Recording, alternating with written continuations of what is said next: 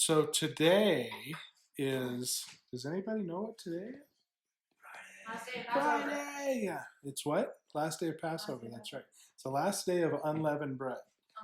So today is, well, it's sundown. Will be the last day of the 7-day feast of unleavened bread. There's a holy convocation at both ends.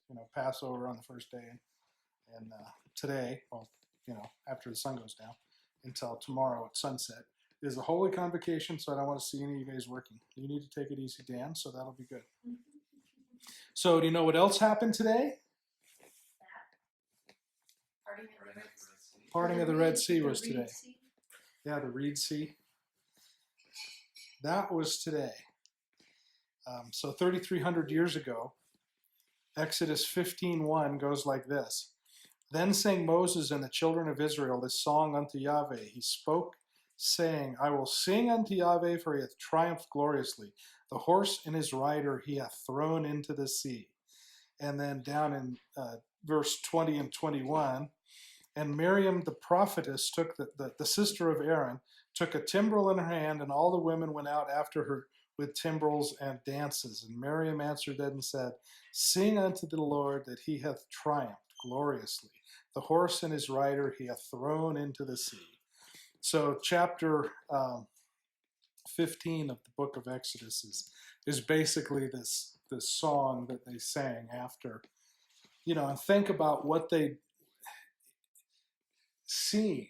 This whole, because when you watch the movie, Charlton Heston and Yul Brynner are, it's almost like every day something different happens, and in 10 days, they're going to go free and all that stuff. And it probably took a year. It's hard with Jewish traditions because they're always cyclical and they like to see everything all neat and tidy. So they believe that it was exactly a year after the burning bush incident that he set them free. And of course, there's no way to know. That's just their tradition. But if you think about that, even if it was a year or 18 months or whatever, in that fairly short time span, all the things that happened, you go to the Pharaoh and you make all these deals, and then finally the Passover comes, and you've got to grab your stuff and go, and then take stuff from the Egyptians because that's where they got their gold and silver and clothes and all that, and then they head out apparently in the wrong direction, and they get stuck between the mountains and the Red Sea, and the chariots are behind them, and it's another one of those times when they figure this is the end, and what have you done? Why has God brought us out here to kill us? And then the Red Sea opens, and they walk through, and of course the Red Sea closes and eliminates the Egyptian threat. So all of that has happened really in the course of a week. So you have, it's this week. It is this week in history, that from the Exodus to the getting to the other side of the Red Sea. And then once on the other side of the Red Sea, there were all kinds of fun lessons that happen. So during the Passover, you have the Passover, of course, and which we would relate to the crucifixion of Jesus. And then on the 17th, you have the the Feast of First Fruits, which is when Jesus rose from the grave. And from that point, they start what they call counting the Omer. And you know what an Omer is? A what? Oh, I don't know. It's a tenth of an ephah. So might be I don't know. So it's a measure, and you count 50 of these, and at the 50th day, there's another celebration, and that's actually the fourth feast of the year, and it's called we call it Pentecost. It's called Shavuot. So it happens 7 sevens, and of course, if you remember the number 7, it's 7 is perfect and complete. When you get 7 sevens, then you wind up with a jubilee. So this is in essence on the 50th day, the jubilee of the freedom from Egypt is when you find Shavuot, and that's one of the feasts. That's probably the least known feast and least participated in feast is Shavuot. It's called Pentecost in English because it's 50 days. Greek, it's Pente. So we call it Pentecost, which is not, not awesome, but that's the deal. The Catholics actually are pretty good about celebrating Pentecost for some reason, but they don't count it right, of course, because they don't do Easter correctly. So they will celebrate Pentecost, and I'm not really sure what they celebrate, actually. The whole purpose of the Shavuot, so think again of Jubilee, freedom, 7 sevens. So you leave Egypt, you're out of bondage, you go through the Red Sea, the bitter waters, there's all these things that happen. And then Moses heads up to the mountain to get the Torah. So that's what they're celebrating, is God giving Moses the Torah, the instructions for life. And that's the actual celebration of Shavuot. And it comes 50 days, as I said, after Passover, which coincides with the wheat harvest. So that's kind of, I guess, why we use the omer. So they typically will count, they put an omer measure, I don't know, a cup of whatever, you get a cup of wheat or barley, and then there's candles you light every day, for the 50 days until you get to Shavuot, and then you have Pentecost, then we get to go later into the fall feasts, which are the fun ones. So, yes? I don't know, I haven't looked. It would be 50 days from the 15th. So it would be the 65th. So that would be April, May. It would be like June something, 10th or 5th or something. We will certainly be checking into that. So we've done Passover. We've done most of the feasts for many years and gone to feasts in other places and stuff. And every year after we have people here, I always receive questions, which is good. I like getting questions. And they're often sort of the same. And the first thing that comes to most people's minds is, well, that's really interesting, but isn't the feast for the Jews? So I, of course, had this conversation again this Passover. And the conversation tends to go, well, isn't it for the Jews? Why should we celebrate it? Didn't Jesus come so that he fulfilled all that and we don't have to? And what New Testament verses are there that say we should celebrate the Passovers and the feasts? And, sort of like that. You can imagine, probably have received those sort of questions yourself. And I'm just going to go through some things quickly, sort of a after incident report after the Passover. But I've written this up in response to this guy's question. This guy sent me some actually well thought out and interesting questions. So I'm putting together a response for him. So it has to be not just in note form. So it'll actually be legible and readable, and you can get some information. So I'm going to send that to you guys. So you don't necessarily have to take scrupulous notes on this if you don't want to. Well, you can. I just am saying, So anyway, one of his questions was, they're all sort of the same. Don't you think that because Jesus came and changed all this stuff and the whole new covenant thing and all that, that we don't need to keep the commandments of the Torah anymore? And so my response to that is, I hope you're right, because I'm terrible at keeping all of those commandments. And it would be awesome if we didn't have to. You need a footstool or want to? Okay. Let us know if you need anything, or you want a recliner. So that's, and I'm sure that's the way most of you thought about it, and that's certainly the way I thought about it. Is it's not necessary. That's all been done. It's a new covenant, right? And again, I hope that's true. I suspect that it's not quite that cut and dry. The other thing that he noticed was this would be a great way to witness to the Jews, to our Jewish friends, right, that were involved with the Passover and all that stuff. And that's exactly what Paul had said, is that we are supposed to, and we went over this at Passover, but so much stuff happens at Passover, and it's hard to keep track of everything. There's just too much stuff. Paul said several times that Israel, which, and we'll get to that, could be considered us or the Gentiles who have come to follow the Lord or whatever, is to celebrate, is to keep the Torah, is to keep the commandments, to make the Jews jealous, so that they will then look, just like that video, so that they will then look into what the word really says. And Paul says, in order that some may be saved.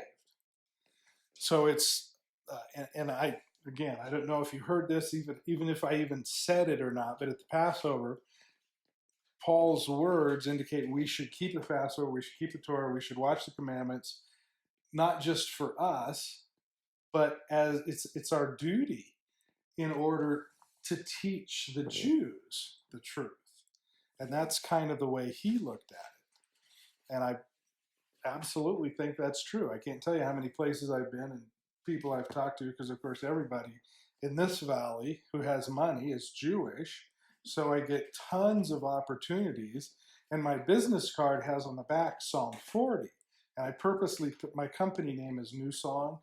So I picked Psalm 40 because there's 3 or 4 verses that reference New Song, but Psalm 40 is obviously a verse from the Tanakh. So it appeals to both my Jewish and Christian customers.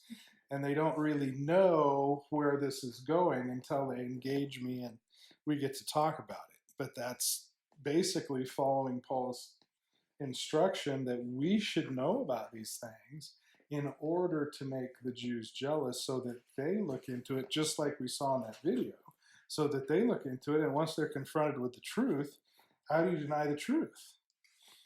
So You could tell they all got very uncomfortable. yeah, well, wouldn't you? Mm-hmm. When did you come to know the Lord? That's a good question, but I feel like I always have. Okay, then you're not the person to ask. I didn't ever go to church, think about it or anything until I was 35. So I was in the shoes of those people quite often when some religious zealot would trap me and start talking about all this stuff. And you're uncomfortable. You don't want to talk to them about it. You know, that's your deal. I'm happy for you. Leave me alone. Right? And that's kind of the looks you got from those people. But I think they picked those people because you could see the wheels were turning. Mm-hmm. And how do you deny it? Because their whole life is built on the Torah. If you're a Jew, a practicing Jew, and to all of a sudden be confronted with, and it's interesting that it's called the hidden chapter because it's true. Jews, rabbis do not teach from Isaiah 53 because it's completely obvious who that's about. So they just overlook it. So it is there. Oh, absolutely. But they just don't teach it. Sure. You get it all the time because Christian churches teach it a lot because it's clear who they're talking about. It's all of those things that you heard and saw and read. Those are the verses from Isaiah 53. And that would be a good thing to do, is go home and read Isaiah 53. And it's absolutely crystal clear. There's no mistaking who they're talking about. Every person on that video knew who they're talking about, whether they wanted to admit it or not. So it gets the wheels turning. And you think, or at least I think, seeing stuff like that, well, that's just not being honest. Why don't they tell them about all that stuff? And then, you back up a click or two and realize, well, that's kind of the same as our church and every church. They tell you, what you want to hear. They don't necessarily tell you the whole thing. If you're Catholic, and I have upstairs can't even think of the name now. There's 162 verses or things there's 162 holy days, I guess, or if you're Catholic. If you went to every single thing the Catholic Church offers, there would be 162 times you would go to church and hear the priest read from the Bible. And if you went to the Catholic Church every day for 100 years, you would read 162 verses from the Bible. They don't read cover to cover. You just get what they send. Yeah, you get a great selection. And I mean, I'm not saying that they're it's right out of the Bible. It's all good stuff. There's nothing that they would teach from those verses that would be any weirder than any Calvary pastor or anybody else teaching from those verses. It might be, there's some Catholic stuff and whatnot, but it's the Bible, and you're reading the Bible, and you can't go wrong with the Bible, but you don't read the whole Bible, and that seems And the wrong. context isn't there, like you've been teaching Right, us. right. The context isn't there. They don't give you the background of even who he's talking to, or Exactly. or And where they are, or what's often going they on. twist that, and we do the same thing. There are verses that we know by heart, and if we go back and look at the context, we might see some of those we use out of context. And my favorite, and the one that gives Eric just grief and gas, is we were early on, we were doing something, and the staff was praying, and young Matthew prayed, "Where two or more are gathered, blah, blah, blah." So I nudged Eric after the fact, and I said, "You need to go talk to your boy here and put that in context for him." Because the context of that is judgment. You can, if you've sinned and your brothers are supposed to come to you, two or more, that's how you have to come. So the context was all wrong to use in the prayer circle where everybody's holding hands, but everybody's used that, and we all get what you mean. It's just a little out of context. So we have to be cautious. I guess you don't have to be cautious. Most people are just perfectly happy going to church and sitting and listening to whatever they put out, and most of what they put out's probably pretty good stuff. But it's, like you say, a little out of context, and sometimes you don't get the whole deal. So this whole Christian thing, we've talked about this before. Christian is used in the book of Acts, and if you read that and put it into context, you'll see it's sort of used as a derogatory term. Christian was not, because when you were a member of the Way, you discovered Jesus and realized he was the promised Messiah. You started, like we do, looking at the words of Scripture differently, and you see it differently. But for hundreds of years, that little group of people was called the Way, and they were considered a sect of Judaism. They were not particularly separate from the Jews, other than, that little detail about they found the Messiah and these other guys didn't. But they celebrated the feast, they kept the Torah, they watched the commandments, they did all of the things that the Tanakh would have you to do. So in 324, I think AD, Constantine, the emperor of Rome, apparently had a vision of a cross, and it said, "Conquer by this," and he became, quote unquote, a Christian. So in 325, he writes a letter to the Council of Nicaea, which is apparently spelled wrong. Interesting. That doesn't spell check, just so you know. And the Council of Nicaea was a bunch of bishops that he had sort of put together to create his own church, because he was a virulent anti-Semite. And his letter to the Council of Nicaea talked about the filthy Jews and how they were. It's a horrible letter, and it's on the internet. You can read it anytime you want.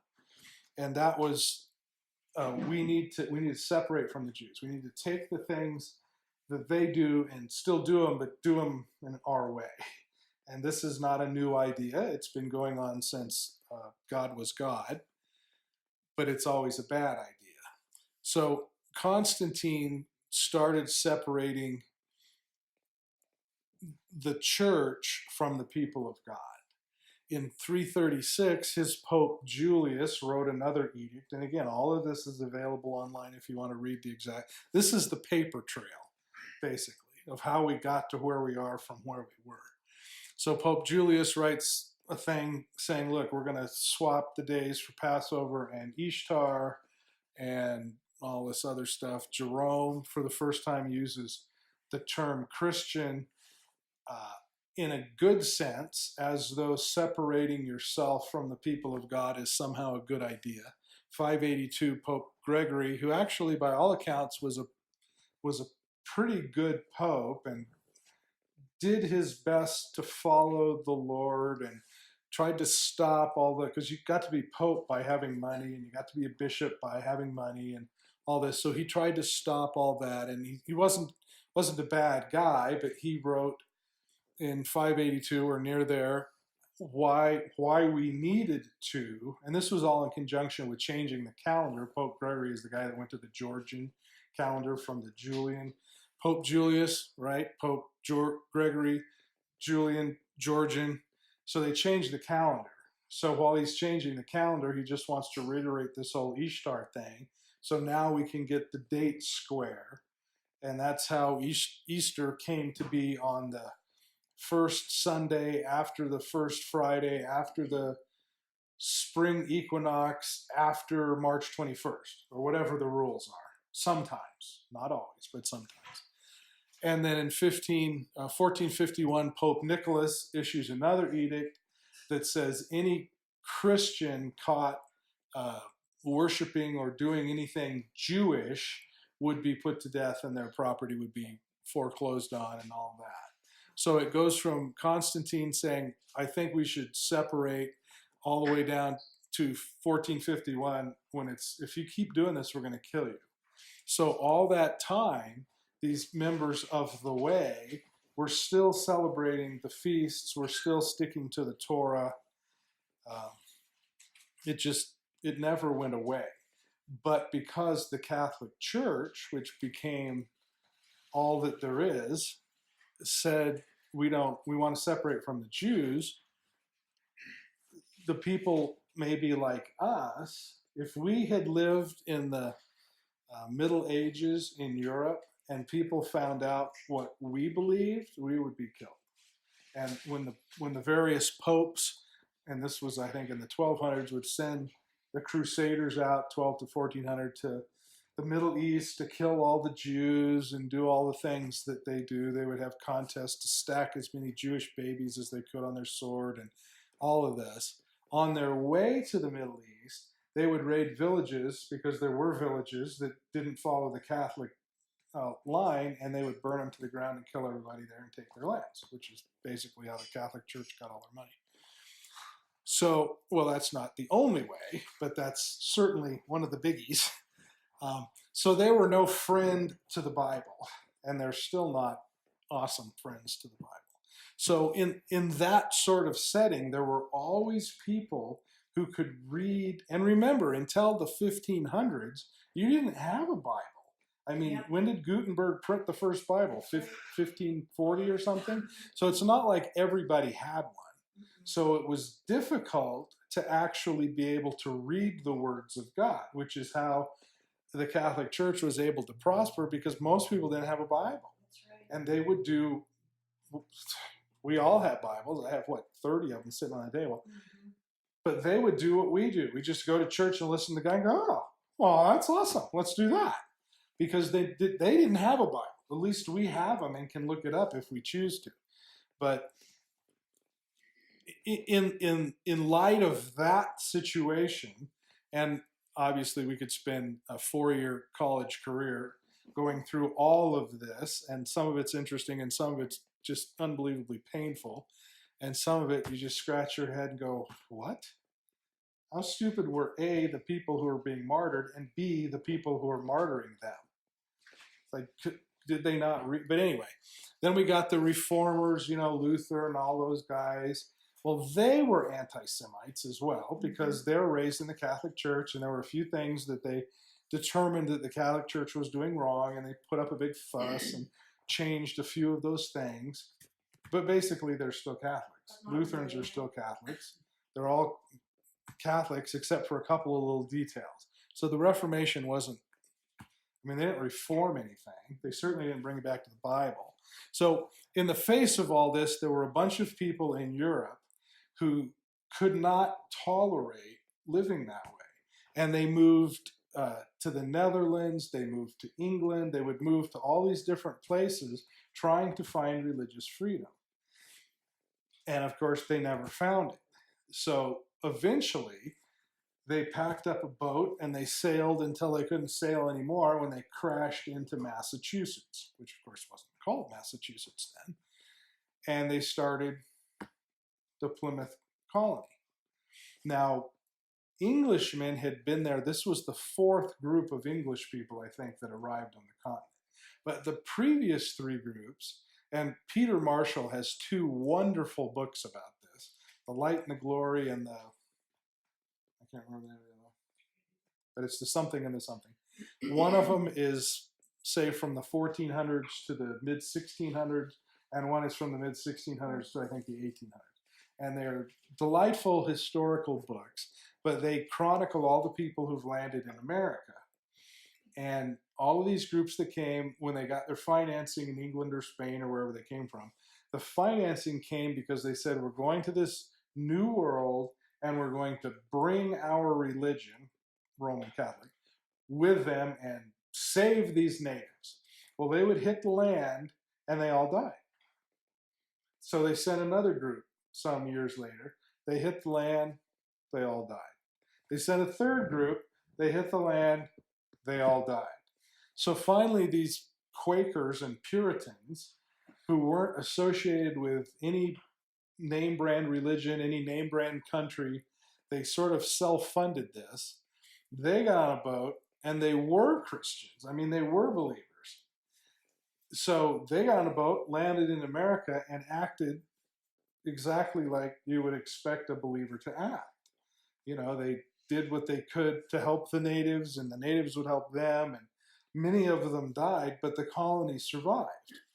So the governor, the first governor of the Plymouth plantation was a guy, and I'm sure you remember this from your sixth grade history class, named William Bradford. And William Bradford, over the course of 20 years, he was just chronicling the events of the Plymouth plantation. And this book came to be called Of the Plymouth Plantation. And I just want to read to you, if you look this book up today, the story with the book went.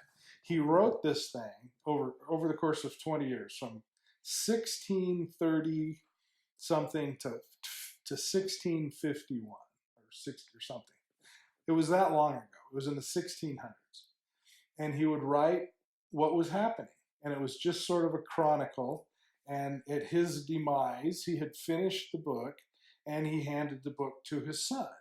And his son kept the book and everyone read the book in the hood. And then that son got old and died and handed it to his son. And at some point and there's only one copy of this book. That copy of the book made it to a library somewhere, and then it was stolen from the library and turned up 100 and some odd years later in England in the English library, the state historical library or something. And so when it was discovered there, then the English were generous and copied the book and sent back. They still, as far as I know, retain the original book. The excuse, excuses of politicians go hand in hand. The excuse was it had been, and it had been, 150, 180 years or something, and the book was not in good shape. So they didn't want to risk sending it back. So they copied it and sent it back. And then with each copy, things were deleted, things were added. And on the original book, there were notes taken. And no one's quite sure if these were notes from Bradford or his son or somebody else.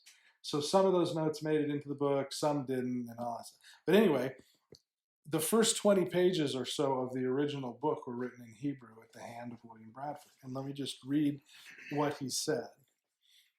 Though I have grown aged, yet I have had a longing desire to see with my own eyes something of that most ancient language and holy tongue, in which the law and oracles of God were right, and which in God and his angels spake unto the holy patriarchs of old times, and what the names were given to things from the creation. And though I cannot attain to much herein, yet I am refreshed to have seen some glimpse hereof, as Moses saw the land of Canaan from afar. My aim and desire is to see how the words and phrases lie in the holy text, and to discern somewhat of the same for my own content. The people who came over here spoke Hebrew. Hebrew was their second language. They followed the Bible scrupulously. They believed in the God of the Old Testament and the New. It's the same guy. And this guy wrote the first, for no real reason other than this, he wanted to see it written. He wrote the first 20 pages of his history book in Hebrew. In those days, in the 1600s, when they came over and they started, nobody knew if it would work because nothing previously had worked. But Peter Marshall makes the case that this was the first group of people that actually came with a heart to do what they said and bring the knowledge of the true and living God to whoever happens to be living there. The other people did it, that was their advertisement so that they could get the money to come over, and their intent was never to share it with the people that were here. Their intent was to conquer the people that were here, and God saw that those plans did not succeed.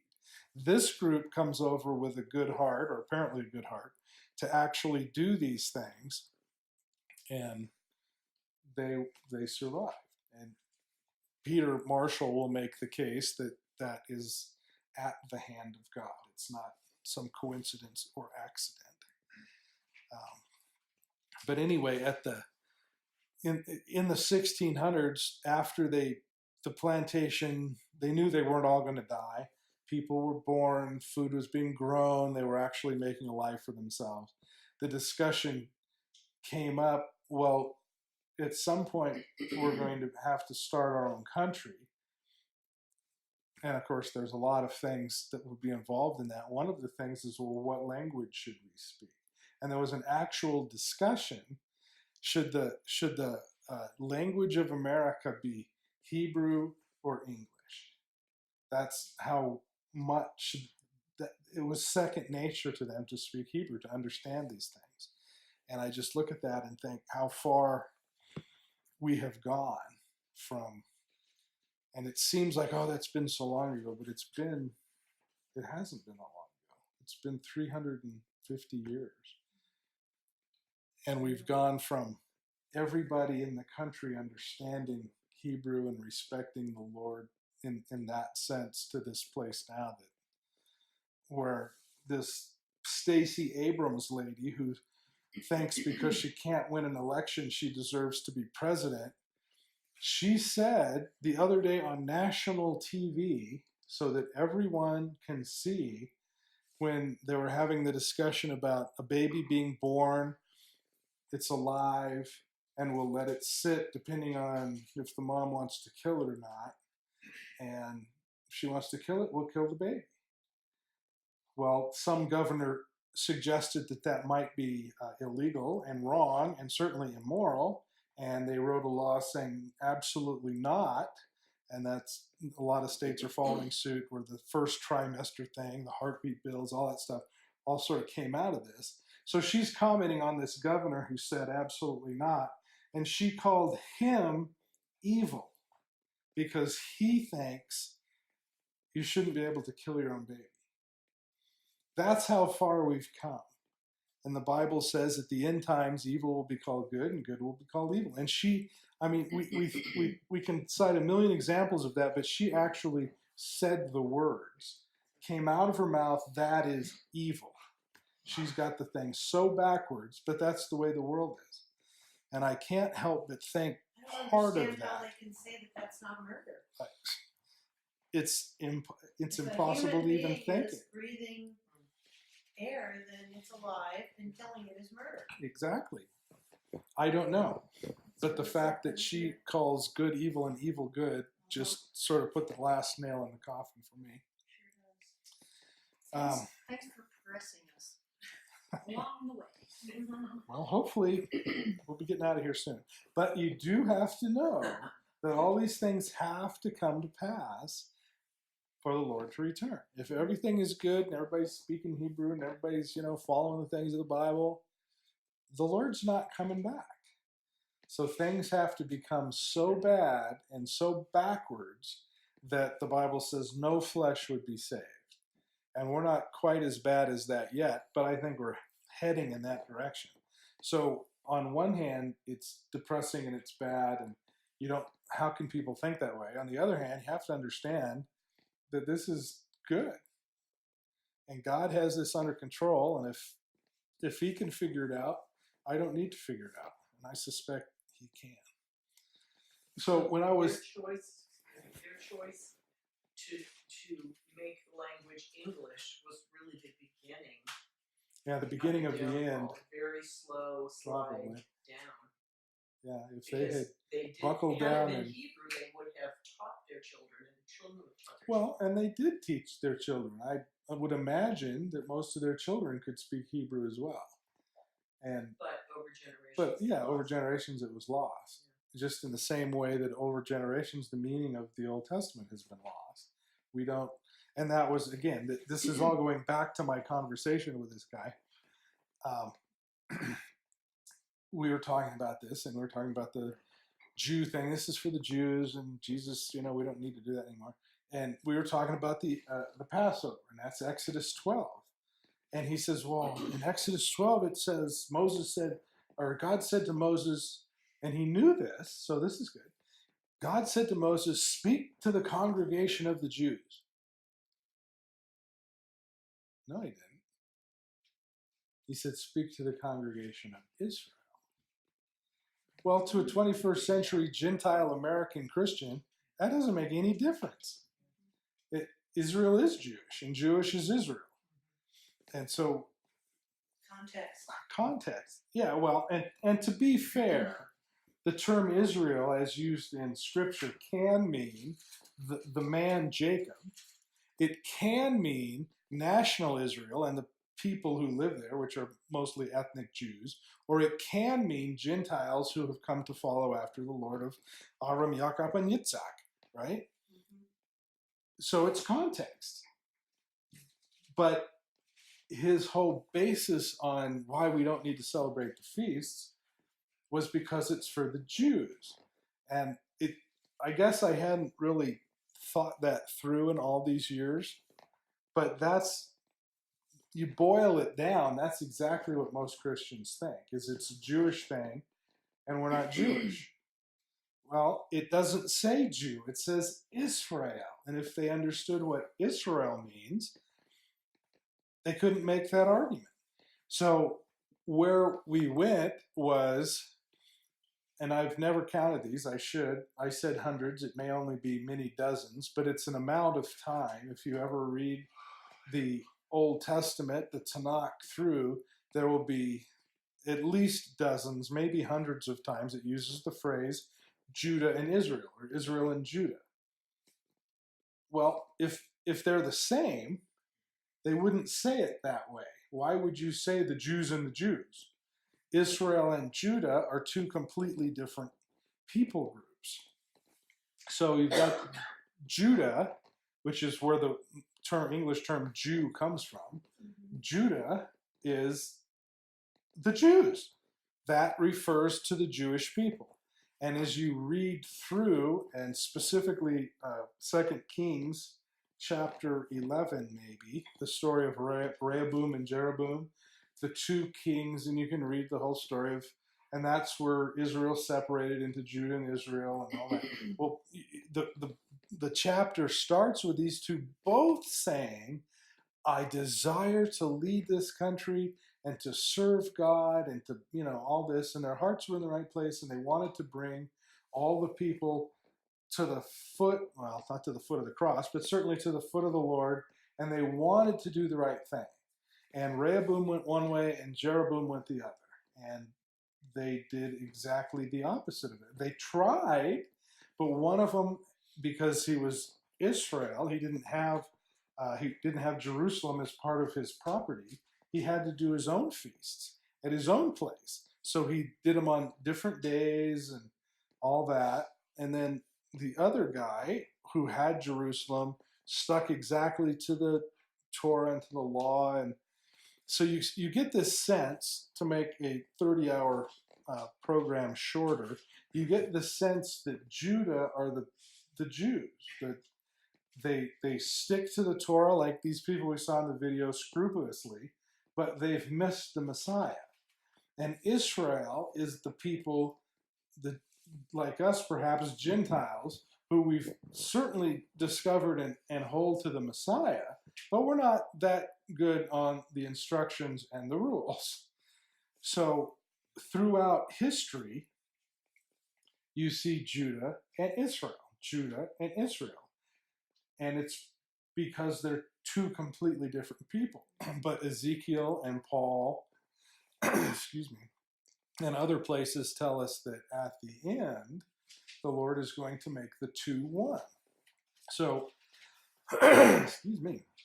So when we get to Israel, the story of how we got to be Israel was Yaakov, right? Jacob. And you remember his name? Oh, there it is. His name means restrainer. And we are taught for most of our flannel graphs that it means heel catcher. But it actually is the word for restrainer because he is the one who unwittingly restrained Esau from gaining the birthright. And if you've spent any time living in the Tanakh, it's almost disturbing how a father can pronounce a prophecy on a child or say, make a promise to God or whatever, and it is true. It has to be true. To the extent where they've done it wrong, they can't pull it back. And they know that's what's going to happen. So had Esau actually received the blessing instead of Yaakov, things would have been seriously different. So his name means restrainer, and that's exactly who he was. His son, well, he became, remember he wrestled in the desert with, I would suggest, Yeshua. And so his name became Israel, which means under the authority of Yahweh. His son, Yosef, means he will add, addition, right?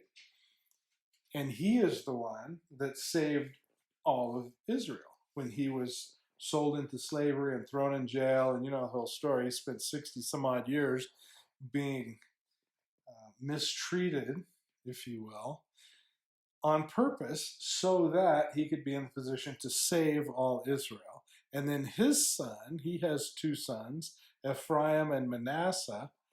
Ephraim means double fruit, which is interesting. And remember, Ephraim and Manasseh were Gentiles, because the way a Hebrew looks at your lineage, it's not from the father, it's from the mother. And his mother was Egyptian because he was married in Egypt at the behest of the Pharaoh. So in a sense, he is a Gentile. So you remember the story when Yaakov is old and eyes are dim and he's going to bless his sons. Joseph brings Ephraim and Manasseh, his grandchildren, who he's never met, to be blessed. And you remember the story, I hope. It's a great story. It's in Genesis 48. This old blind guy, he's pleased to see his son, who he thought was dead for many, many years. And he, of course, was not dead. He was the viceroy of Egypt. He saves the whole country and all 70 people with their camels and sheep and everything else. He brings his grandchildren to Yaakov to be blessed. And remember, he sets them in front of him because the oldest child would be blessed with the right hand, and the next, or the youngest, would be blessed with the left hand, because the right hand gets the double portion and all of that stuff. So he sets them in front of the grandfather correctly, and then the grandfather, who is virtually blind, crosses his hands. So he's, in effect, blessing. He's putting the right hand on the youngest when it should have been on the oldest. And remember what his son Yosef said was, no. He grabbed his hands to move them. And the old man said, no, I know what I'm doing. Don't mess with me. And so he blessed them backwards, in a sense. So Ephraim, his name means double fruit. And what his grandfather said was, let my name be named on them. Well, what was his name? Israel.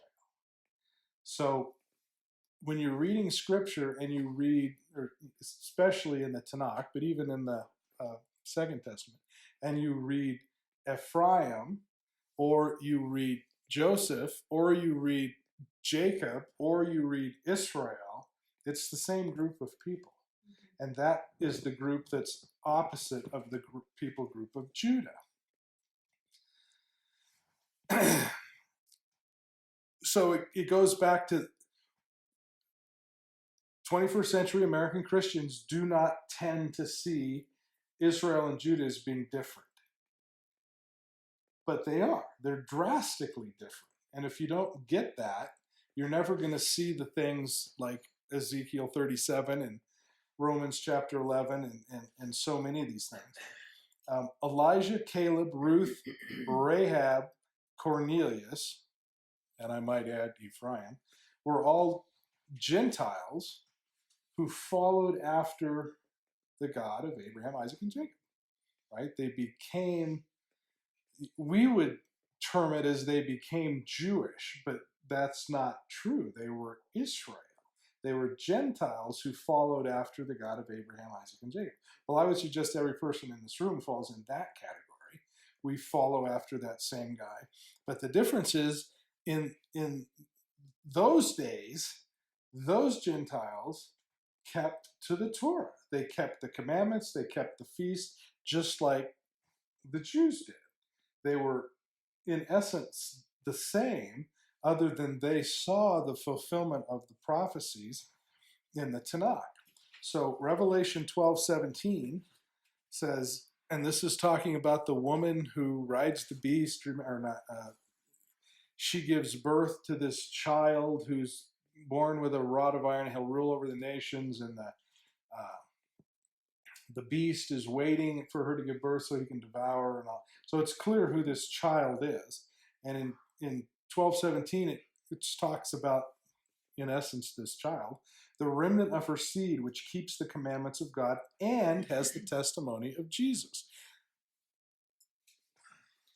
Well, they're telling you in Revelation, which is in the New Testament, that the believers are those who do both. They keep the commandments of God and they have the testimony of Jesus. And we obey the commandments, of course, not to be saved, but because we are saved. And if you think historically from the Garden of Eden, how did the Nakash convince the people of God to sin? It's been that way ever since. He sends out confusing messages or lies about a little bit. You know, it's always it's the rat poison thing. 99% true, but that last 1% will kill you. It still works that way.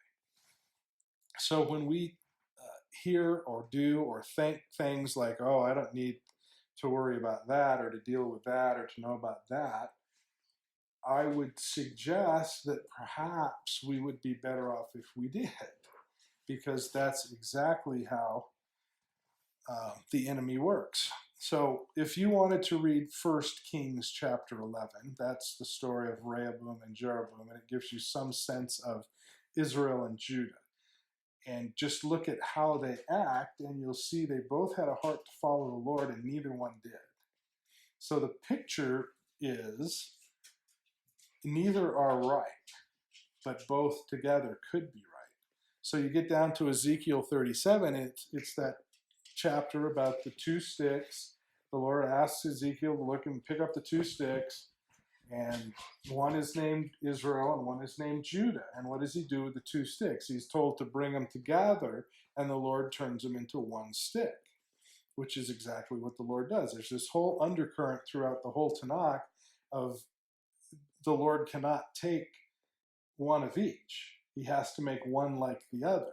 You can't bring your stuff to him and he's not going to embrace it. And you read this all over the New Testament, it will say something like one God, one Spirit, one baptism, one law for the Gentiles and for the homeborn. And they go into great extents about what is, if a person comes to live at your house, if you buy him with money or whatever, he can only do that if he is circumcised, if he embraces the law, the Torah, the things of God. If not, then he's a sojourner and a foreigner, and he has to leave. He can be part of the community, but he has to live outside the gates in a sense because he's not part of the community. So Ezekiel 37 is the actual picture of that. And of course, we've done this before. Cain equals, in English it's translated as grace. It's not grace, it's camping. So you think about this 2-in-1 picture, two things coming to be one. That is sort of this picture of camping, because if you're camping in Jesus's tent, would you be comfortable camping in Jesus's tent? Are there things in your life that would cause him to think maybe you're not part of the deal? And most of us probably would admit that we may not be totally comfortable camping in Jesus's tent. So I would suggest perhaps we need to rearrange our life so that we would be comfortable there, because he's not going to rearrange his. We need to join him. And I always beat this horse till it's dead, and nobody seems to get it, is we tend to ask, and we say it when you go up at any Christian church I've ever been to, you go up and what do? You ask Jesus into your life. Okay, well that's true in a sense, but we think, oh, I'm going to come home and he's going to be with me and straighten up the furniture and make the place look good and all. That's totally not true.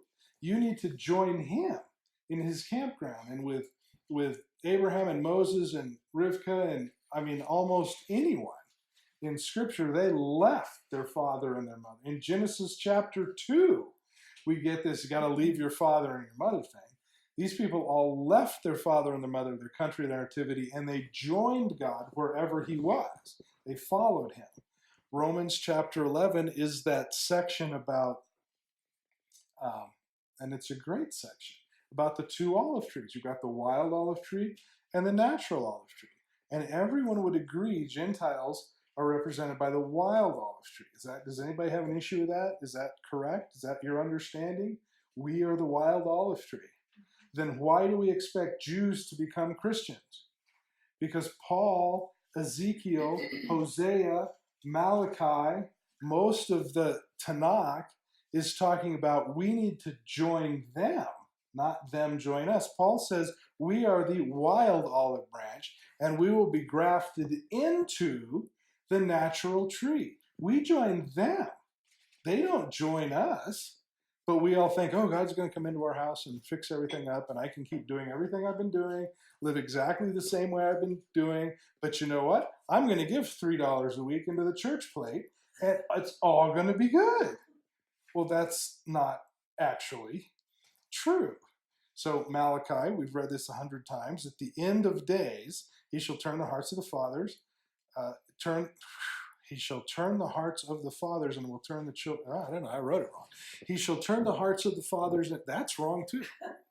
Okay, you know this verse. He will turn the hearts of the fathers to the hearts of the children, and the hearts of the children to the fathers. And I would suggest that is just another one of these dozens, perhaps hundreds, of pictures that we join him. And when I was first saved and started going to church, there was this guy that looks like Dan. What's his name? Experiencing God was the series. I can't remember his name. I remember reading that book. But yeah, it's a big black book. Guy on the cover looks like you. Could be you, maybe. I don't know. And it's called Experiencing God, and it was, I don't remember. Maybe. So it's this workbook and this book, and you read it, and you fill out the workbook, and it's okay. But the thing I got out of it was we need to look where God is and join him instead of expecting him to join us in our endeavors. It's like, that's true. Blackaby, that's right. So, and I'm not recommending the book. I'm just saying when I was a very, very, very young Christian, that was one of the main ideas in the book. And I thought, oh my gosh, that's true. Because we sort of expect God's going to come into our lives. And that kind of means we can do the same thing we've always done. We just now have God with us on our shoulder, in the back seat, or driving next to us or something. That's never the picture that's expressed in Scripture. To that extent, I just want to say in Acts 15, when, remember we talked about this, the cloth with the eat, kill and eat, no, it doesn't have anything to do with food, go to the Gentiles, but no, Gentiles are filthy, I can't go there. God says, don't call anything unclean that I've called clean. So he goes into the house of the Gentiles, Cornelius, and does all that stuff. So then they're dealing with, well, what do we do with all the Gentiles that are following the Lord, that are coming in to the tabernacle? How do we deal with it? So when you're in that spot that this gentleman was in, saying, well, this, we're not Jewish, we shouldn't have to do all those things. And he wants to know from the New Testament, what are the verses that say I should obey that? Well, the disciples all discussed and agreed on a way, when a Gentile comes, how do we treat him? What do we teach him? What do we do? So do you remember what they had to do? Obey the commandments. 4 things. No, they didn't have to obey the commandments. There were 4 things. There were only 4 of them they had to obey. Sex, Sexual sin. idolatry, and basically kosher food. I know, but there were 2 koshers, so it's important. And then they said in Acts 15:21, for Moses of old time hath in every city them that preach him, being read in the synagogues every Sabbath. So this is what you do with a new believer, Gentile believer, is you teach him, and these 4 ideas came from what the Jews call the Lev Torah, the heart of the Torah. So you go right into the heart of the Torah, which this gentleman would probably call the law, and right in the middle of it, when it's discussing all of the important rules and regulations and statutes and judgments and instructions, you find these 4 things. So they tell these Gentiles, okay, go back into the Torah, to the right, to the center of it, and I'm going to start you off with those 4 things. And then every Sabbath, every Saturday, you come to synagogue, and what's taught? Moses, the Torah, the Tanakh. And from those teachings, you will come to know Yeshua. Notice that these are all New Testament people. They're the disciples. This is after Jesus has been crucified, risen, and ascended to be with the Lord. How do you teach a Gentile how to be a Jew, or how to follow the Lord? They don't say you listen to the teachings of Jesus, you read the New Testament, you listen to the disciples. They said you go back to the Torah and you learn from that. Psalm chapter 40, verse 7. Then said I, lo, I come, and the volume of the book is written of me. Is anyone familiar with Psalm 40 to the extent they could tell me who wrote it? Well, if you go back to verse 1 of chapter 40, it will say something about David. So David wrote this song. So when he says, then said I, lo, I come, and the volume of the book is written of me, is the volume of the book written about King David? So this is clearly not David speaking. I would suggest this is Yeshua speaking. Right? And I don't know anyone who doesn't agree with that. Not every scholar or even Roman Catholics agree with that. This is the Lord is saying this. The volume of the book is written of me. Well, which book? The Tanakh, right. Okay, so then you get into this whole, okay, let me go to Jeremiah 31, verse 31 and 32. It says, now listen to this closely. This is Jeremiah, and you may recall Jeremiah is not a New Testament author. Okay? Behold, the days come, says Yahweh, that I will make a new covenant with the house of Israel and with the house of Judah, not according to the covenant I made with their fathers in the day I took them by the hand to bring them out of the land of Egypt, which my covenant they broke, although I was a husband unto them, saith Yahweh. But this shall be a covenant that I will make with the house of Israel, no Judah. After those days, saith Yahweh, I will put my Torah in their inward parts and write it in their hearts, and I will be their God, and they shall be my people. That's the book of Jeremiah, which is clearly buried way down in the Tanakh. So when you get to Jesus talking to the disciples about this new covenant, these are the exact words he uses. This is a direct quote from the Tanakh. This is not a new idea. So this concept of Jesus coming and negating all of the Old Testament, and I don't have to follow the rules and the commandments, seems to me to be a bit of a misunderstanding. The word new is the word, do you have that? Okay. I want you to see this. Kadash is the word for new. Kadash is the word for renew. Do you see how they're spelled in Hebrew? Do you see any difference? It's the same word. So in Hebrew, when they say a new covenant, you have to discern, is this a brand new, fresh thing that's completely negating all the old stuff, or is this a renewing, rebuilding, restoration of the original covenant? I would suggest, based on a lot of things, but certainly from what we just read in Jeremiah, behold, the days come that I will make a new covenant. It's that word, Kadash. Well, is it a brand new covenant where we're going to destroy everything in the Tanakh and rewrite it? Or is it we're going to restore it? Because he said, not according to the covenant I made with their fathers. That means it's different, right? Which when I took them by the hand and brought them out of the land of Egypt, which my covenant they break. So I would suggest to you, he's fixing it. When my car breaks, I fix it. It's not a new car. When Dan restores a 39 Chevy and cuts it all to pieces and puts it all back together and slaps a new engine in it, new drivetrain and cool tires, is it a 39 Chevy? It is. Okay, that's not a new car. If you wanted a new car, you'd go down and buy a brand new Lincoln or something. So he's saying here that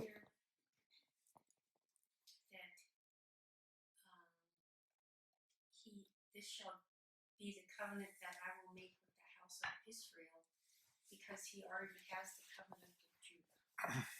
And so he brings this renewed covenant for Israel. It's interesting that it's specific about the original covenant was made with Israel and Judah, and this is only made with Israel. And if we are Israel, and you can look at this two ways. You can, like he does, say, oh, that means it's all new. We can just trash everything in the Old Testament, even though the words came right out of the Old Testament. Or it says, I will put my Torah in their inward parts Right. and write it in their hearts. Yeah. So I read all this stuff, and we could do this for days. And I don't get it. I did at one point, that's the way I thought of it. And then as you start looking at it, you start researching what the words mean, and you start looking at, it doesn't make any sense to think that. And of course, I have 30 more pages here, but we'll quit for tonight. But think about that. Jesus said he came not to destroy, but to fulfill the Torah, right? The commandments. How do you get, it doesn't matter anymore. We don't have to do those anymore. How do you get to the point where, oh, the feast is interesting, but I don't think it's for me, it's for the Jews? How do you get to that? I don't understand. So anyway, let's wrap it up for tonight.